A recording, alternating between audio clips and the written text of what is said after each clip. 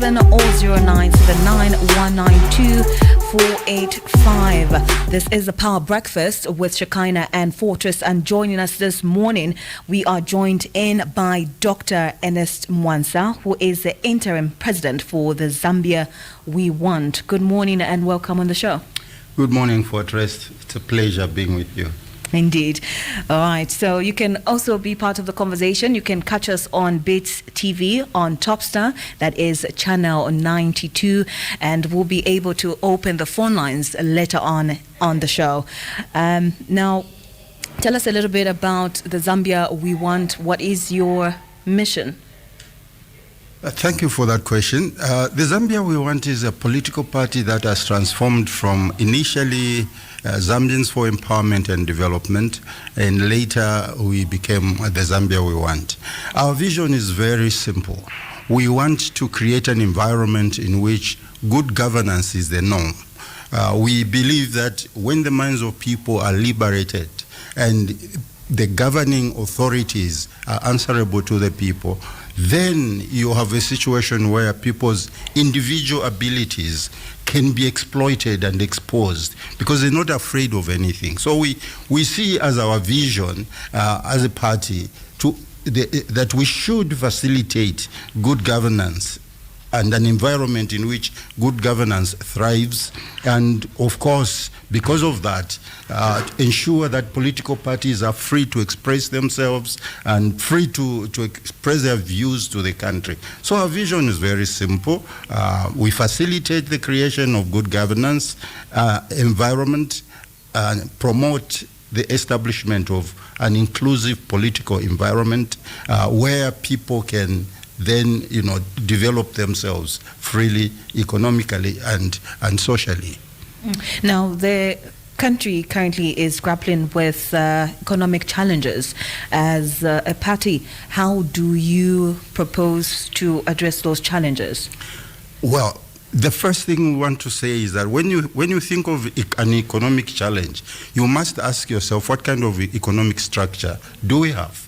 And current economic structure that we have clearly shows us that we are a dependent nation. We are looking at people from outside to come in all the time to help us develop ourselves. Now, there's never been a country where foreigners are the ones that are relied upon to develop a country. So as far as we are concerned, until the economic power and muscle begins to shift from foreign investment to local investment, our own people owning the means of production, we are missing the point. Yes, we need foreign investment, but it must be with a view that Zambians will participate in the economic programs that are going on. And in the final analysis, that Zambians must own the means of production. So then, just to make it a little bit more specific, what particular policies would you implement if now we did have Zambia We Want in power? Thank you. That's a very good question, Shekinah. And what I want to say is simply this. First, let's take the obvious, the mining sector. This is the core of our economy. What do we get out of mines and the exploitation of our mineral resource? Very little. What stops us from negotiating with whoever we want to invest in this country that a portion of or a percentage of the profits being earned should be ours, and that we should have a higher percentage of taxes from the minerals that are being exploited? Nothing. We can negotiate with these people. It has been done before. It has been done in other countries. We're not an exception to the rule. So the only explanation is that we normally have cowards for negotiators, people who wait to be told what to do, and whatever the investor wants is what we parrot as our own ideas and programs. On the contrary, the Zambia We Want wants to ensure that every investment that comes into a country, particularly to exploit our mineral wealth, we get our pound of flesh from them. And you also talked about lowering taxes. How can this be achieved? One of the major issues that escalate taxes is basically when you have thinned the employment environment. The fewer the people who are working, the higher the taxes will be. And that is why for the Zambia we want, we believe that the creation of employment, creation of jobs in sectors that are developmental and sectors that produce industrial outputs are the sectors we must be worried about, and we must be concerned to improve and increase jobs in. Because you see, if you go to the social sectors, no matter how many jobs you create, dependence still remains on those sectors that are development based. In other words, when you increase jobs in the social sector, you are punishing those who are working in the industrial sector through taxes. So the best you do is increase the number of jobs in the productive sector as opposed to the social sector to start with, so that you have the money from taxes paid by a wider citizenry. Then you'll be able to increase the number of people that work in the social sector. You don't start from the social sector, you start from the economic sectors of the country in terms of job creation. And so now I would say, if from anybody who's hearing about Zambia we want for right now, right, how would you say that you distinguish your policies from the other political parties, like we've heard of UNIP, PF, UPND? What distinguishes Zambia we want? The first thing I want to say, Shekinah, is we don't talk about other political parties. They are not our concern as such. They have their own ideas, they have their own ideals. But what we want to say as the Zambia we want is firstly that what we have done is look at what have been the problems in developing our country. We looked at the problems and then began to ask the questions, how do we solve these problems? The Zambia we want is not creating solutions out of imaginary problems. We want solutions that emanate from the problems that we have faced in the past. And these are problems that have to do with the way we have structured our economy, the way we have structured our politics, the way we have structured our interpersonal relations, including regional integration, which is critical and cardinal. I think you realize then that when we talk about being different, we're not talking about being different, in a small way. We are meaning to ensure that every Zambian feels this is their country, from the sector of relationships.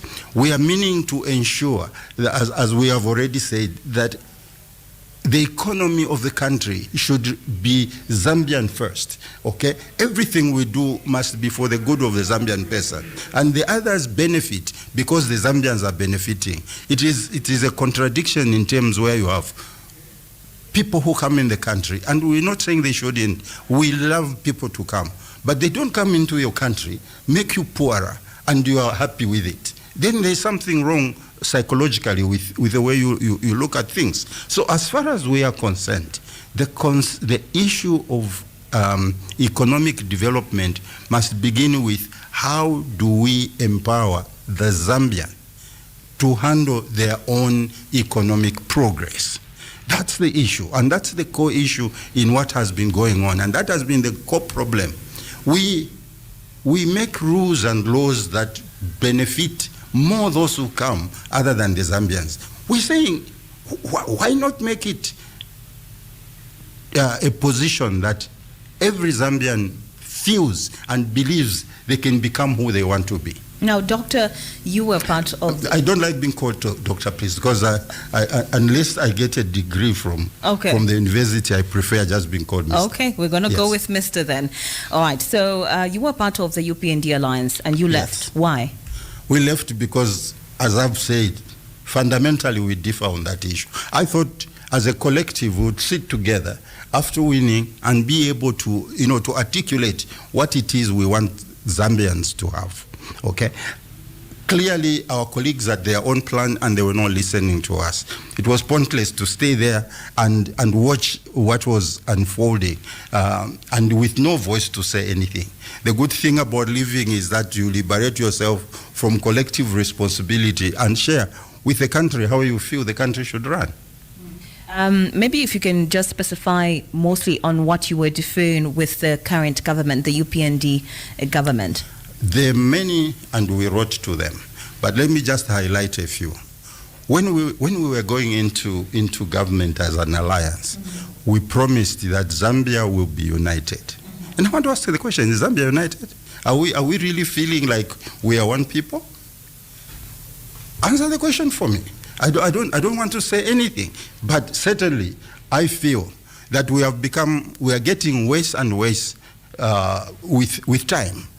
This is our country. All of us have a right to feel and demand from whoever rules us the right to employment, the right to speak our minds, the right not to fear a government that we put in power. I think, speaking for me, that hasn't been done. We promised employment. Tell me, are people getting jobs?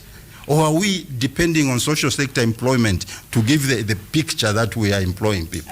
Recently, the current government employed health workers, over 30,000 health workers, yes. And of course, the education sector as well. Doesn't that account for employment? I will ask you simply one question. Who is paying for those? The government. No, it's you, the taxpayer. Mm-hmm. The government has no money. And the taxpayers are few in this country because our economy is shrunk. And that is the concern we have.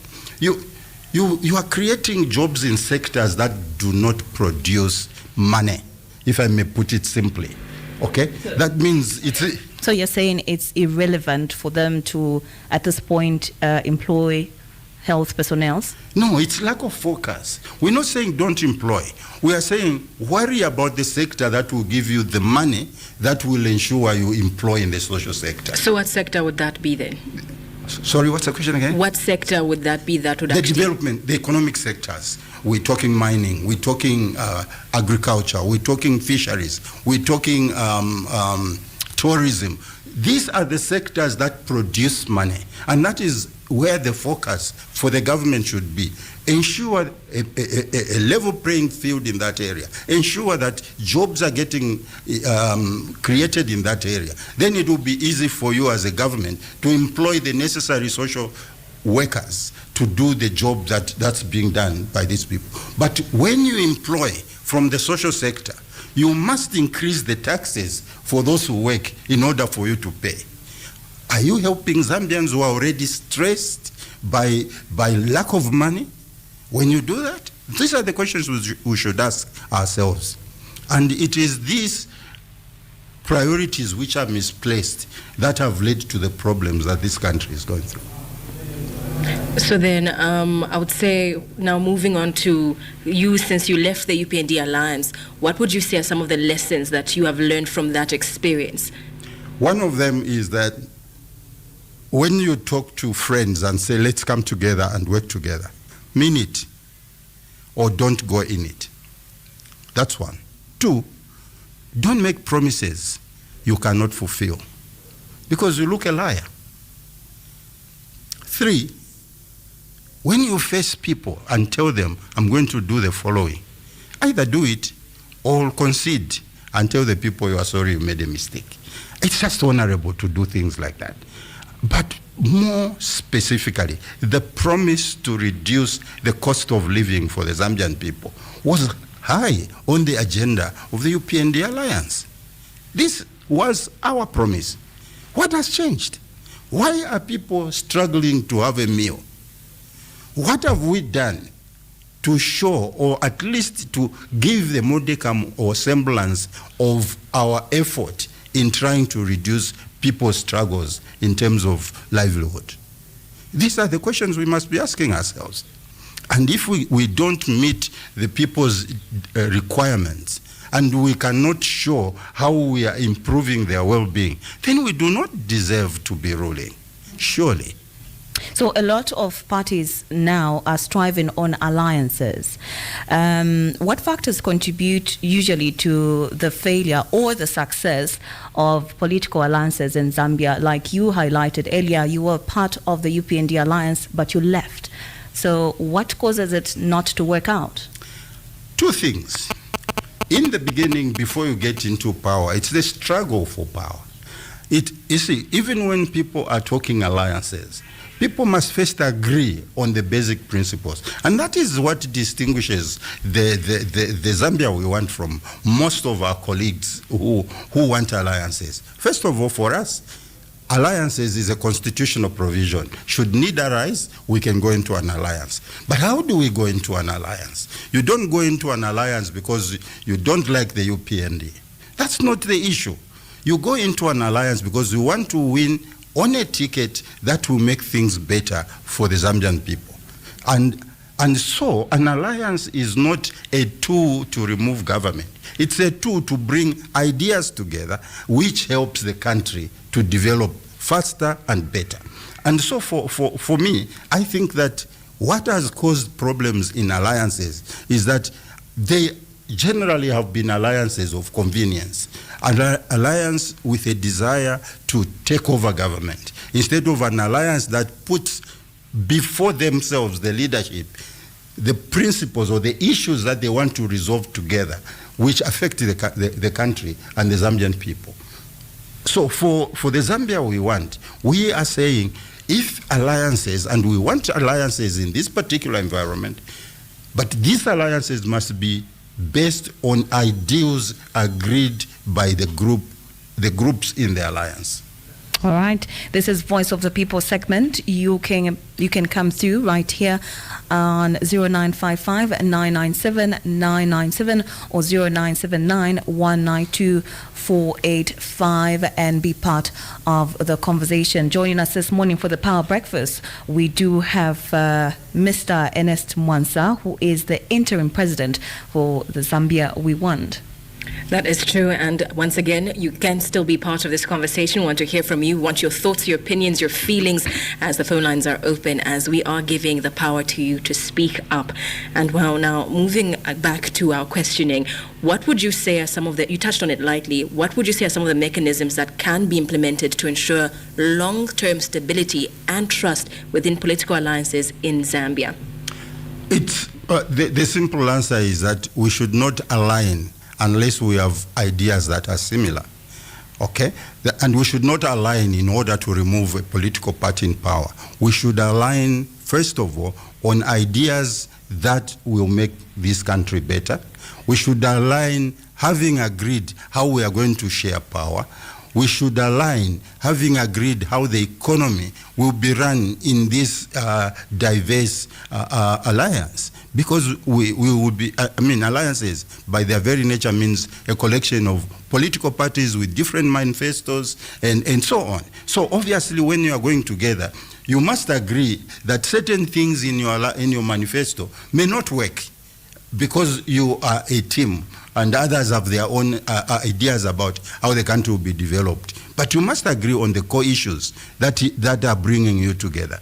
That is cardinal to true alliances, because then you have what you can use if those that are ruling divert from them. But where you don't have these things, it means that you are joking with the people of Zambia and the country. Let's talk about what the UPND has been able to achieve and what they haven't achieved according to you as the Zambia We Want. It's very difficult to look at things and say this is an achievement. We have experienced free education before, okay? And when in the Kaunda time, and I was there, and the beneficiary from those days, when we talked about free education, it meant free education, everything provided by the state. Is that the case today? No, it isn't. The UNIP government then was able to ensure that every child got books which were required for their education. Is that the case today? Every child sat on a desk. Is that the case today? And I'm not saying there has been no effort, okay? Please don't misunderstand that. What I'm saying is that let's say we are on the road to free education. That is a much more honest statement. But providing free education and people paying to schools, to take their children to schools today, even in schools that are government, there are other things that people are paying for today. So how free is this free?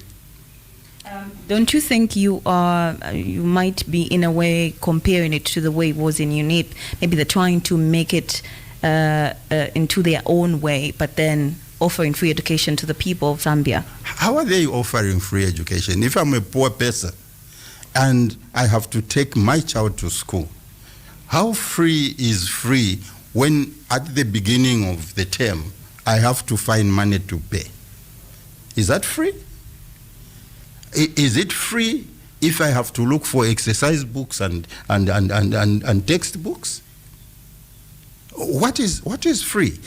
I am saying UPND should be saying they are on the trajectory to ensure that in the long run we get back to free education. I would agree with them if they did that. But it's dishonest to say I'm providing free education when I'm not. That's all I'm saying. I mean, it's as simple as that. Once again, you can join the conversation. You can call us up on 0955 997 997 or on 0979 192 485. In case you've just tuned in, this is Voice of the People. And in studio, we do have Zambia We Want President Ernest Mwansa, or rather Interim President Ernest Mwansa. And well, I would say we definitely have touched on quite a number of issues, and when you did announce your launching of Zambia We Want, there was I would say what you said or stated was that you plan to overhaul the constitution and even the governance systems in order to address all the different disputes. So now, since at the moment the constitution has been a topic that has been in our mouths quite a bit with different elements coming up, so now within your opinion, or rather as Zambia We Want, what would you say are certain parts of the constitution that can be touched on or can be changed as we are now touching on it? At this present moment, none. And I'll give my reasons. Okay. The Constitution is not a government document. It is not a UPND document. It will not be a Zambia We Want document. It will not be a UNIP document. It will not be a PF document. The Constitution is the people's document. It's the people who say, we the people have given to ourselves this Constitution. Now, where did the UPND get the guts to ignore the people who are saying this is not the right time to change the Constitution? But the Constitution, especially certain clauses, are all inclusive with every Zambian. They did say that they are trying to change the trajectory, of course, including the participation of young people in governmental issues as well. So don't you think so? I believe in us being honest to each other. That's my starting point. If we want youth to participate, is it the Constitution we change or the way we choose those who have to stand as members of Parliament, for example? Because that is the issue that the UPND is bringing up. The choice of the people who stand in constituencies is the choice of every political party in this country. What stopped the UPND from choosing a lot more young people than the older folk in the country? Nothing. Our Constitution says nothing about that. They made a conscious decision to choose more elderly than younger people. So it's not the Constitution which is a problem. It is their choice of leadership at that time.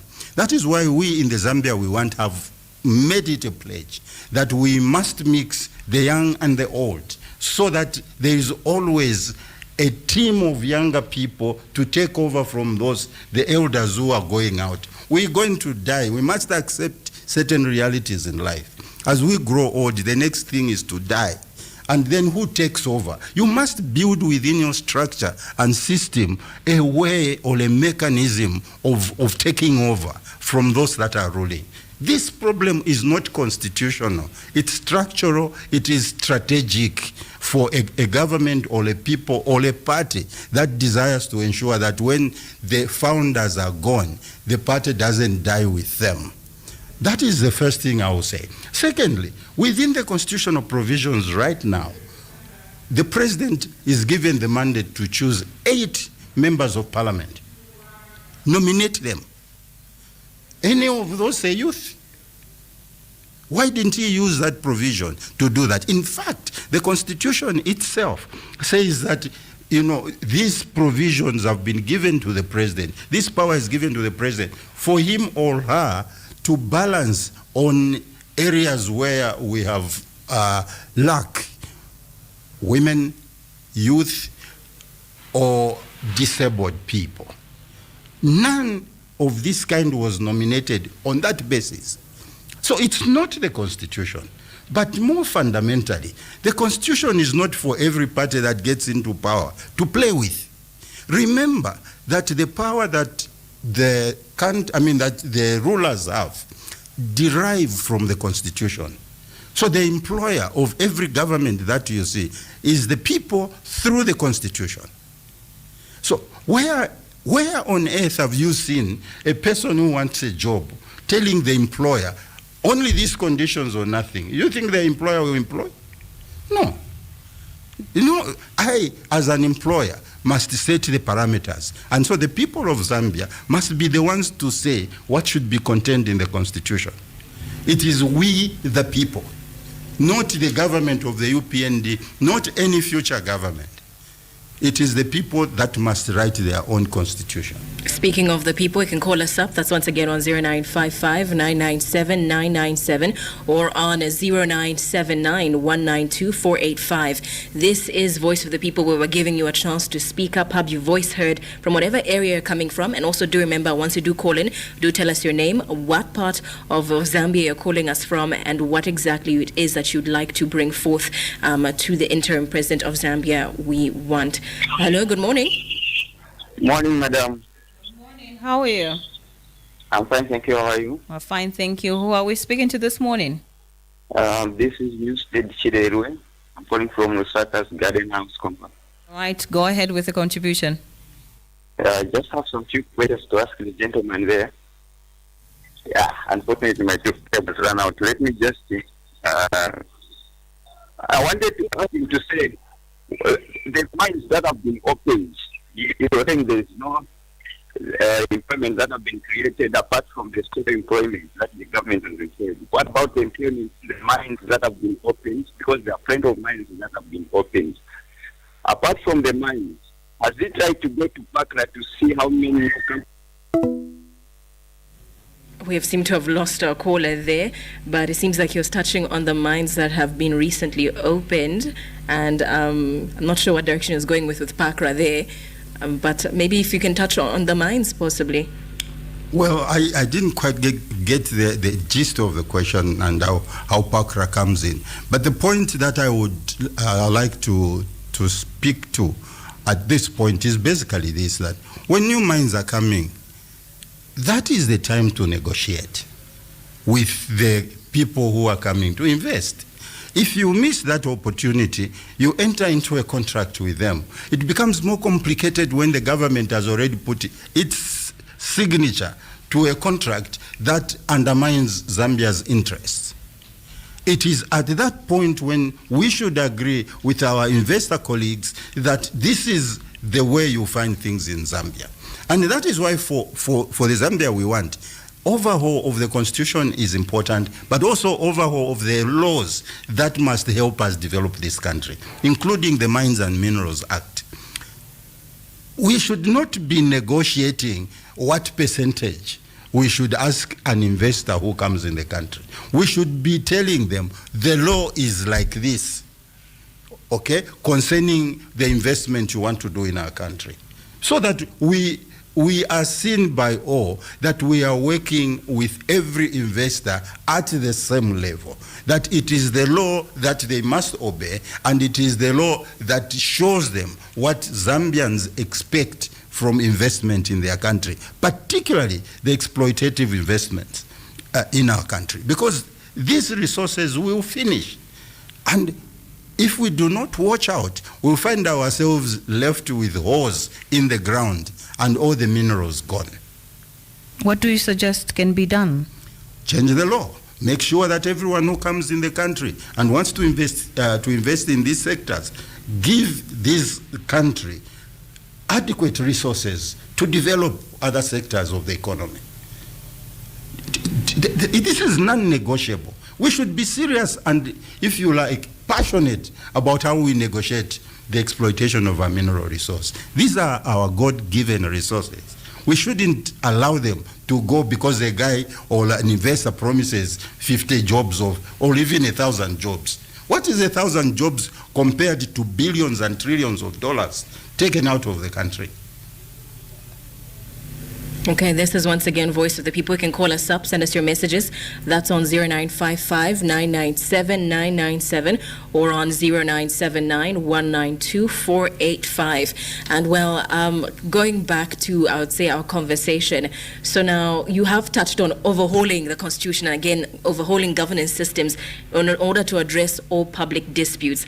But then again, you did tell us that the Constitution should not be touched. So how can they overhaul the governance or rather the Constitution but not touch it at the same time? People have learned lessons from the past.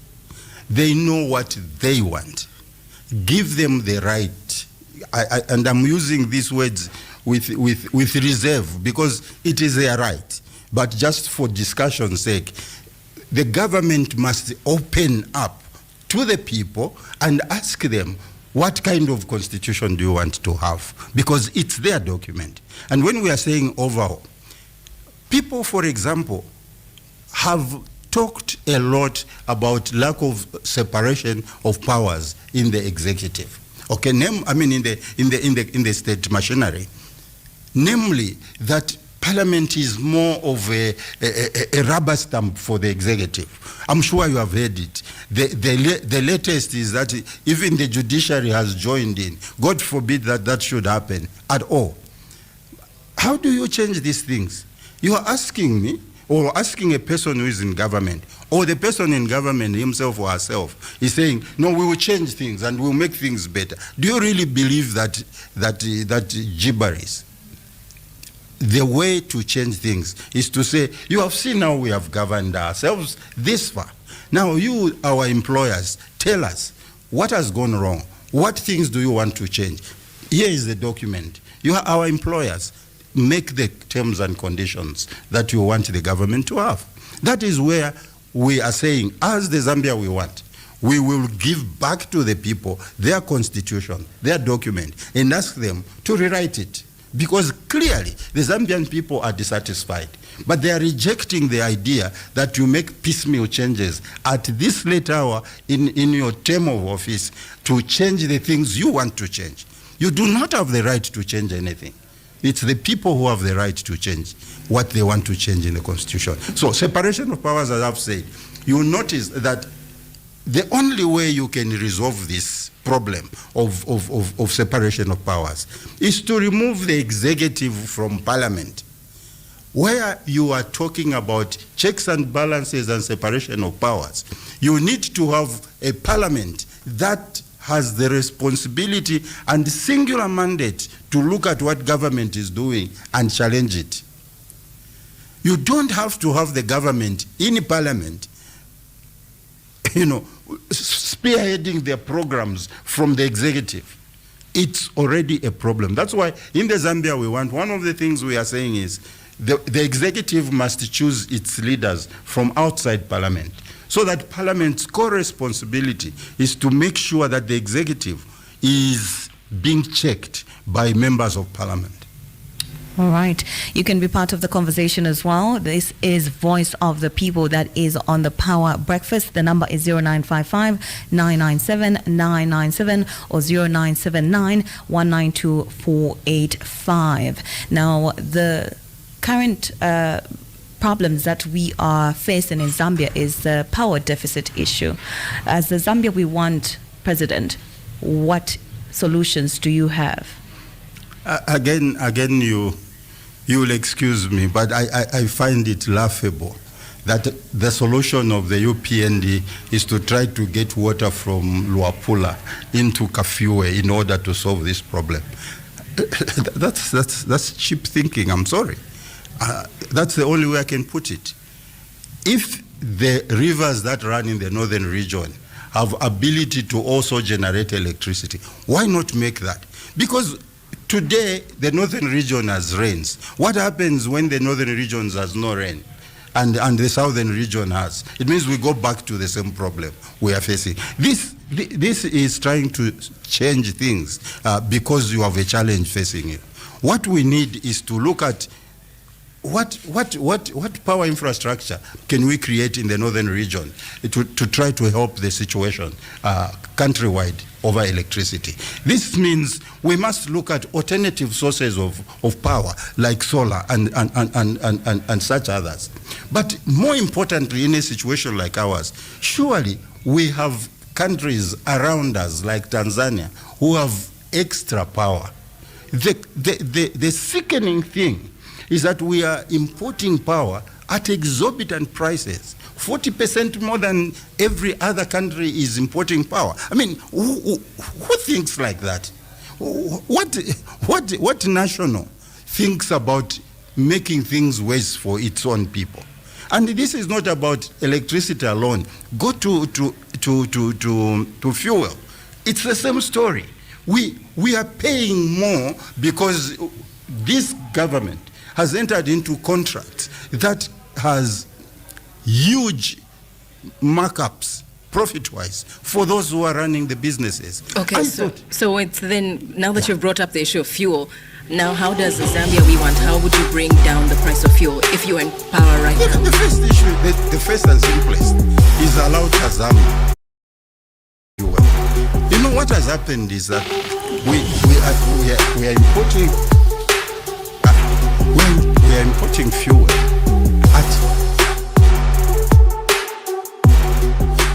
transporting fuel exorbitantly. We have a pipeline that can reduce the cost of transportation of fuel from almost $25 to $30 per tonnage of fuel to about $5. And that is Tazama. Why give a contract to someone who rips you dry? Why do you do such a thing? And you know that when the cost of fuel goes up, everything else goes up. So how are you intending to develop our country? How are you intending to make solutions about that? That's why I've said Tazama must be opened up to other oil marketing companies.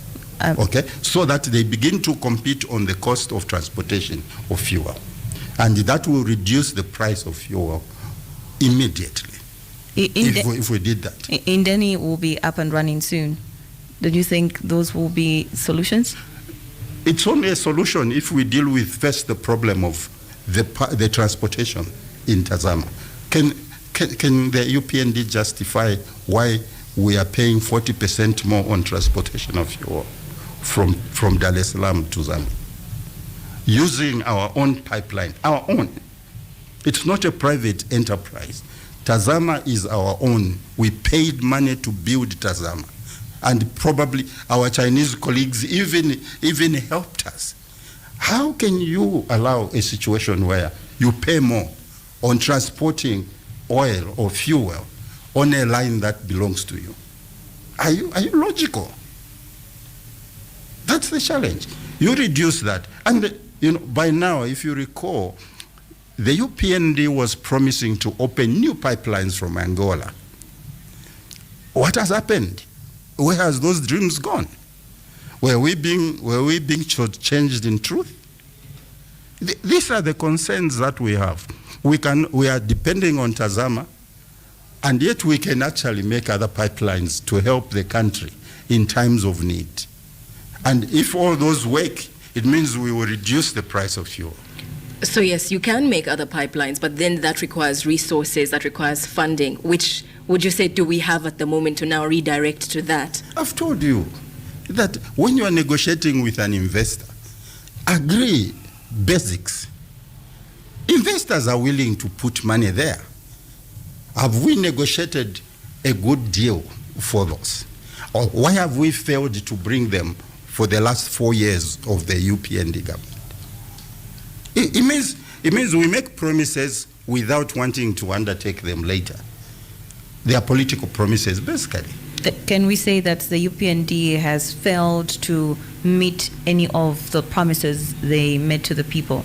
I don't like using the word any, but certainly, fundamentally, the UPND has failed. Give me an example of an average Zambian having 3 meals a day. Just within Lusaka.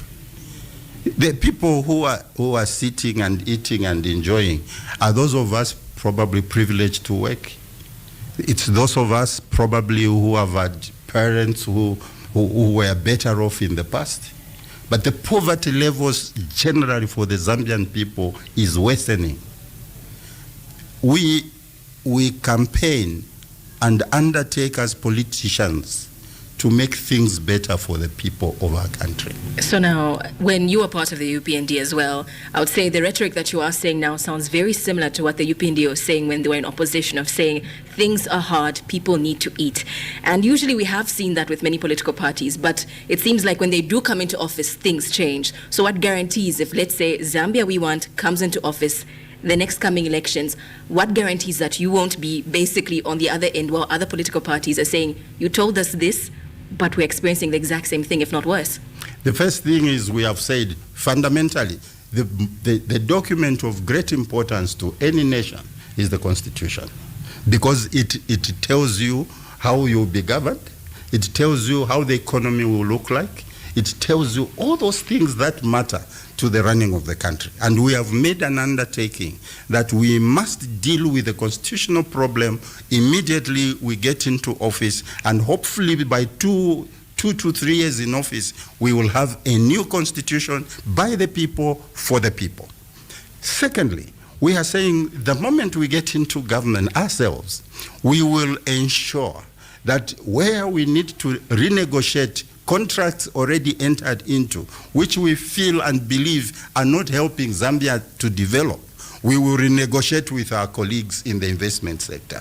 We are promising that it will be for the future that every contract we enter into for investment with foreign investments, it must be that we are clear on what we want to get out of that exploitation of any resource that this country has.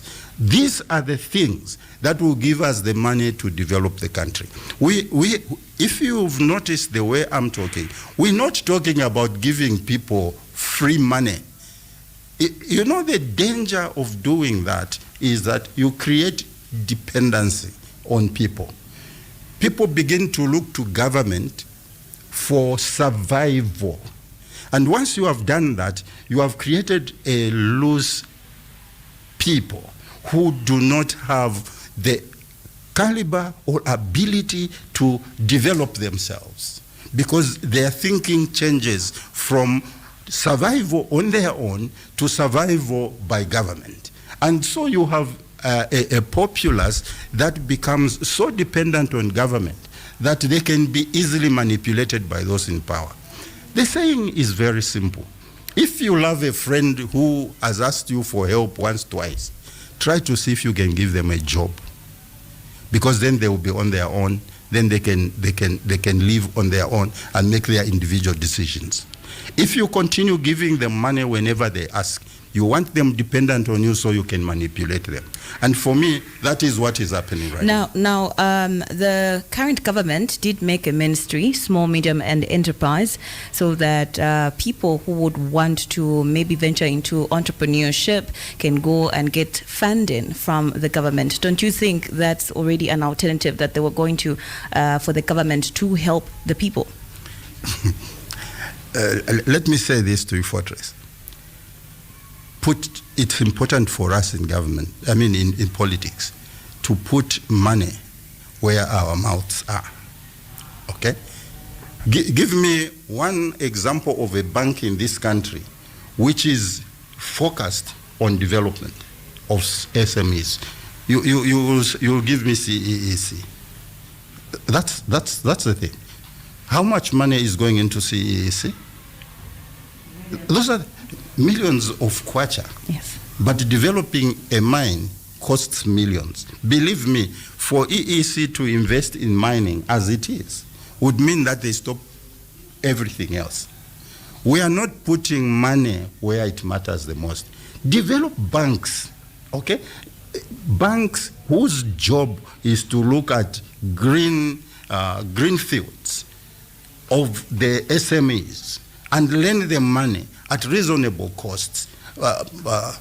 And the state should be able, in certain instances, to back these investments, okay? Because it's a lot of money required to develop industry. And CEEC, the money that is in CEEC is a drop in the ocean if you want to develop a country. So can we now say that the mines industry is being neglected right now, or it's being exploited? It's exploited by who, first of all?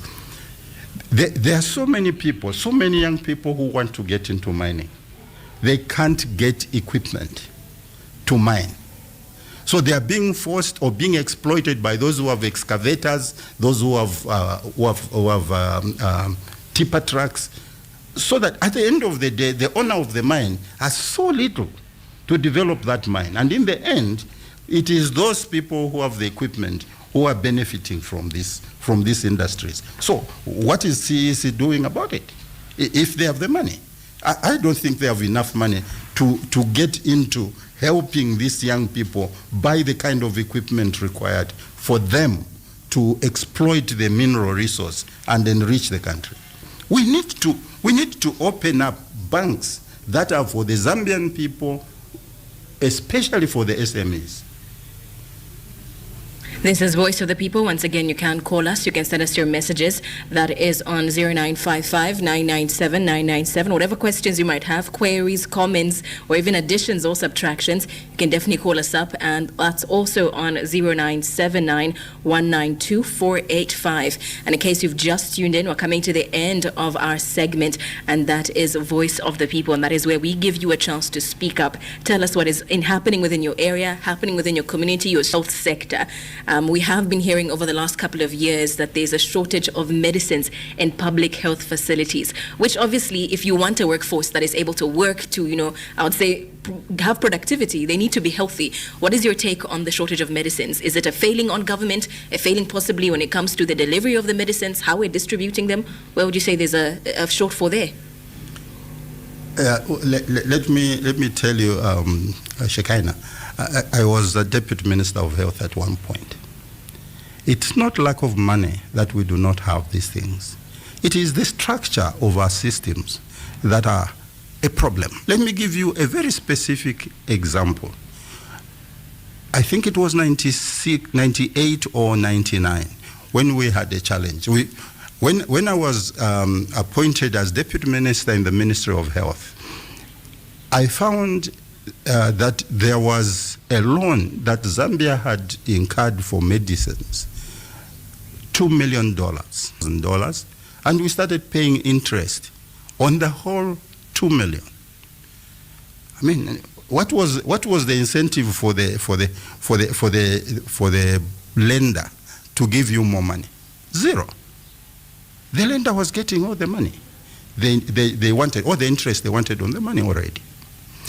So we decided that we are canceling this contract.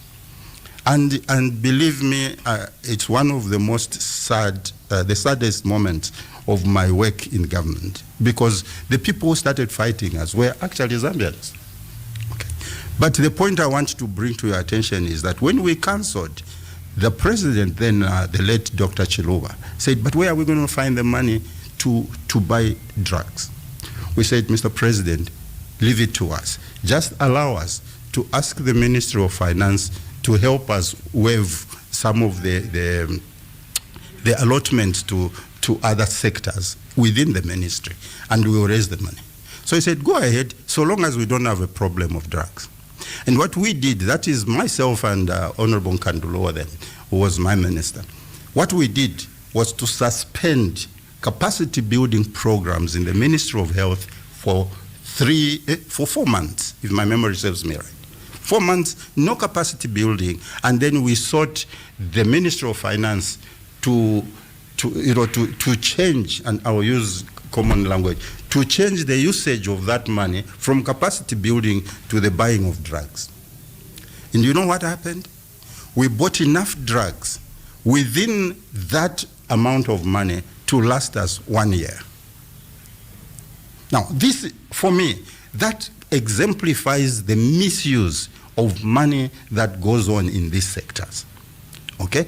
And when you're saying what's the problem with the way we buy, it's selfishness by individuals who want to profiteer from purchases of drugs, from transportations of these things, from the way these things are distributed. If we were honest with ourselves, there's enough money to keep our hospitals supplied with drugs. But allow me to also say this, that our emphasis on drugs and on care of the sick clearly shows that we have never thought through the health sector. When you want to change the health status of your people, go for preventive medicine. Don't allow your people to get too ill in hospitals where drugs are the only thing that will save them. Where people love their people, you make sure that hospitals are the last line of defense. Okay? Only when you have failed to provide food, shelter, all those things that are required for good health, do you allow your people to get into hospitals and be treated. But we have changed things. For us, it's every time the hospital. The hospital is the last line. From the hospital, it's the mortuary. For goodness sake, give people another chance where they live healthy lives, and those lives are productive. Once a person goes into a hospital, you have undermined development itself, because that worker will not have time to go to work. So why do we start there? Instead of starting where we can prevent diseases that we know. Look at what happens when cholera breaks out. Money is suddenly found to start digging, trenches where water must pass. Why don't you sit, for God's sake, why don't you sit and plan the city so that these problems are things of the past? What stops us from doing these things? One of the reasons, if you ask me, is because there has been so much dependence on one man called, or woman called the president to do everything else. And that's why in the Zambia we are talking about teamwork. If there is a minister of health and that minister does not work, let's fire the guy or the lady, because that is the problem. It is not the president. The president can't see everything. And when a president begins to give the impression they are the solution to everything, just know you have a liar in State House. End of story. This is Voice of the People. Once again, you can call us up. That's on 0955 997 997 or even on 0979 192 485 as we get to wrap up this particular segment. So if you've got any last words, any last questions, any queries that have just been burning since the beginning of this particular segment, then this is your chance to call us up right now. That's once again on 0955 997 997 or on 0979 192 485. A number of topics or issues have been touched on, and truly, if Zambia we want does come into power, we will bring up this interview. Please do. Please Checks and balances. And definitely, if you two want to call us up, we do have a caller. Hello, good morning. Morning. Good morning. How are you? I'm fine, thank you. Morning, Mr. Mons. Morning, Mr. Mwansa. Morning, thank you. Sorry. Yes. The way you are coming out, you are touching quite a number of issues. But my question to you is that you were in an alliance with the UPND, but why didn't you come out openly with your ideas to say, let's do this, let's go this way? Why didn't you advise? Didn't you have that capacity, or maybe you have started saying so because you have left the UPND alliance? Thank you very much for that question. I'm very grateful because it gives me an opportunity to explain myself. I am not one person who fears to tell the people what I want to do or what I expect of them. And in the UPND alliance, we had an alliance, an alliance of presidents who met to discuss these issues. We raised them, and the colleagues, if they're honest who have remained, should be able to say, we raised issues of concern to those of our colleagues who are in government. They were not taken. I personally was writing to whichever ministry I felt needed to do something. I wrote to them and provided solutions. Some of them had no time for those of us who were outside government and were not even replying. I even wrote to the president on issues of concern. So it's not that we didn't advise, we tried. But at the end of the day, there is only one government. And what that government decides is what takes the day. Does your party in the future plan to join an alliance, or this is just the end of it? We are open to alliances. Our constitution provides for us joining an alliance. But as we have said, what will matter is to agree on the parameters for that kind of alliance. If we agree on the core things that need to be done if we win and we are in an alliance, we will be more than willing to team up with other colleagues. And how can political parties... Sorry, I couldn't hear. We have somebody on the line. Hello. Hello, good morning. Hello, morning. Good morning, how are you? Okay, how are you too? I'm fine, thank you. Who are we speaking to this morning? Kapembwa. All right, Kapembwa, go ahead with your contribution. Yes, I want to find out from the interim president of the Zambia we want. First of all, that's a very good name that they have coined. But I remember that Mr. Mwansa, he was in government of Mr. Chiluba, President Chiluba. And I remember a lot of things going wrong in that government, especially the cholera issue that he talked about. There was a lot of cholera outbreaks. Now, instead, he said, if the health minister is not working, you fire the health minister. The health minister was appointed by the president. Isn't that a problem of the president? And the president must be fired. Why is he protecting the president? Thank you. Thank you very much for that question. In an environment where you load it all on the president, yes, it's a responsibility of the president. And that's why we are saying, my dear brother, that, running a country should be based on teamwork. Because you can't, as one person, run everything and run them efficiently. So what we are saying as the Zambia we want is that we will have a team of professionals and non-professionals, depending on what is involved, working as professionals to change the trajectory of our country. We believe in meritocracy. There just has to be merit for those who run our country. Otherwise, we'll go nowhere. We should not be emotional about these things. To help our country out of this quagmire, we will need to do pragmatic things. We will need to be honest with ourselves, and we will need to let the best brains this country has produced run the institutions. Short of that, we will never get out of this rat hole. Okay, so now as we get to wrap up this segment, in 30 seconds, please do tell us, I would say, what's your call to action, especially to the listeners, about Zambia We Want? Thank you very much for that, Shekinah. Let me just say this. Zambia We Want is for the Zambians. It's the Zambians who should be talking about the Zambia they want. The Zambia they want is a Zambia in which they can have meals on the table, they can have jobs, not free money, because it doesn't help in the long run. The people that must be helped with free money are those that cannot help themselves.